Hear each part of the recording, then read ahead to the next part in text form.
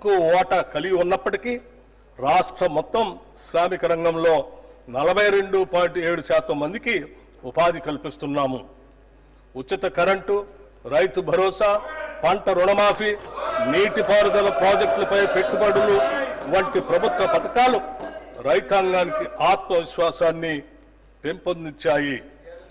అదే సమయంలో వ్యవసాయ రంగాన్ని పటిష్టవంతం చేసేందుకు గాను పళ్ల తోటలు, పశు సంరక్షణ, చేపల పెంపకం వంటి అనుబంధ వ్యవసాయ కార్యకలాపాలను ప్రోత్సహిస్తున్నాం. రాష్ట్ర పరిశ్రమలు 22.5% మందికి ఉపాధి కల్పిస్తున్నాయి. చైనా +1 వ్యూహాన్ని అవలంబించడం ద్వారా తెలంగాణను ఫార్మాస్యూటికల్స్, బయోటెక్నాలజీ, విద్యుత్ వాహనాలు, పునరుత్పాదక శక్తి రంగాల్లో గ్లోబల్ తయారీ కేంద్రంగా అభివృద్ధి చేయాలనేది మా ప్రభుత్వ లక్ష్యం. పరిశ్రమల కారిడార్లు, ప్రత్యేక ఆర్థిక మండళ్ల అభివృద్ధి మరిన్ని పెట్టుబడులను ఆకర్షించి ఉద్యోగ అవకాశాలను పెంపొందించడానికి తోడ్పడతాయి. తద్వారా ఆర్థిక వ్యవస్థ మరింత స్థిరంగా, వేగంగా అభివృద్ధి చెందుతుంది. రాష్ట్రంలో సేవా రంగం అత్యధిక కొత్త ఉపాధి కల్పించే దిశగా కొనసాగుతుంది. ఇది మొత్తం శ్రామిక రంగంలో 34.8% వాటాను కలిగి ఉంది. హైదరాబాద్ నగరం ఐటీ రంగంలో అగ్రగామిగా, ముఖ్యంగా సాఫ్ట్వేర్ సేవలు, ఫిన్టెక్, లాజిస్టిక్, పర్యాటక వంటి రంగాలలో ఉపాధి వృద్ధికి ప్రధానంగా దోహదపడుతుంది. తెలంగాణలో శ్రామిక శక్తి 68.7% ఉండగా దేశీయ సగటు 64.3% మాత్రమే ఉంది. దీనిలో మహిళల ఉపాధి శాతం 52.7% ఉండగా ఇది దేశ సగటు 45.2% కంటే అధికం. మహిళలు మరియు వెనుకబడిన వర్గాలకు తెలంగాణ ప్రభుత్వం ఉపాధి అవకాశాలు కల్పించడంలో ఎంతగా విజయవంతమైందో ఈ గణాంకాలు తెలియజేస్తున్నాయి.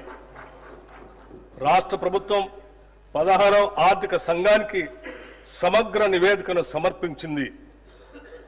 ఇందులో కేంద్ర పన్నుల పంపిణీలలో రాష్ట్రాలకు న్యాయమైన వాటా కల్పించాలని, అలాగే రుణ స్థిరత్వం, మౌలిక సదుపాయాల అభివృద్ధి మరియు సామాజిక సంక్షేమ కార్యక్రమాలకు మరింత ఆర్థిక సహాయం అందించాలని విజ్ఞప్తి చేసింది. కేంద్ర ప్రభుత్వం విధిస్తున్న సెస్సులు, అదనపు ఛార్జీల వల్ల రాష్ట్రాలకు వస్తున్న ఆదాయం గణనీయంగా తగ్గుతుంది అన్న విషయాన్ని కమిషన్కు వివరించాం. ప్రస్తుతం రాష్ట్రాలకు ఇస్తున్న 41% పన్నుల వాటాను 50%కి పెంచాలని ప్రతిపాదించడం జరిగింది.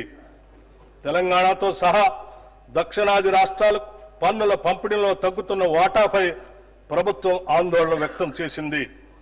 తెలంగాణ 14వ ఆర్థిక సంఘం ద్వారా 2.437% నిధులు పంపిణీ జరిగితే 15వ ఆర్థిక సంఘం కాలంలో ఇది కేవలం 2.102% తగ్గింది.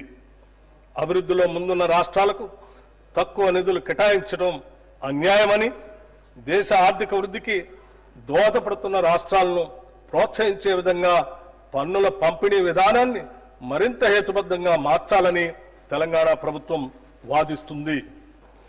తెలంగాణ ప్రభుత్వం సమాంతర పన్నుల పంపిణీ సూత్రంలో సంస్కరణలు తీసుకురావాలని సూచించింది. ప్రస్తుతం ఉపయోగిస్తున్న తలసరి ఆదాయ దూరం అనే ప్రాతిపదిక ప్రాధాన్యతను తగ్గించి జీఎస్టీపీకి 50% వెయిటేజీని ఇవ్వాలని కోరింది.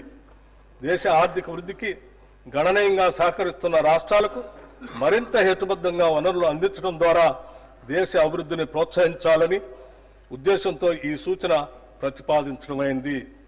మన న్యాయమైన వాటాను సాధించడంతో పాటు ఆర్థిక వనరులను సద్వినియోగం చేసుకుని ఆర్థిక వ్యవస్థను బలోపేతం చేయడానికి రాష్ట్ర ప్రభుత్వం కట్టుబడి ఉంది.